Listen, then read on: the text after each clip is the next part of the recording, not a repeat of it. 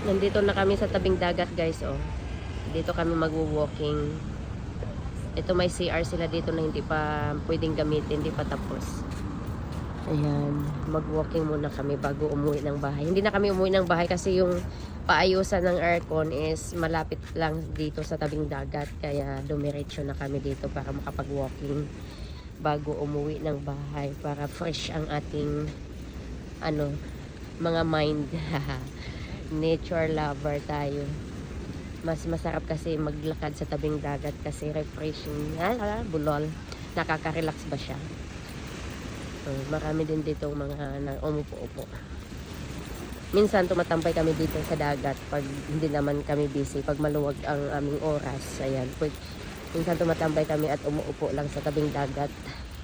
Mas masarap kasi minsan umupo dito kaysa bahay, 'di ba? Lagi naman tayo nakaupo sa bahay, kaya mas okay din na sa ibang maganda ang ating paligid pag nakaka-relax. Pag gusto natin mag-relax. So, mas maganda dito sa tabing dagat. Yan.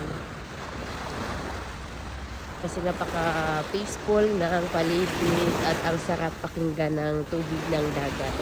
Diba? O, sige. Mag-walking muna kami, guys. Bye-bye. Have a nice evening, everyone.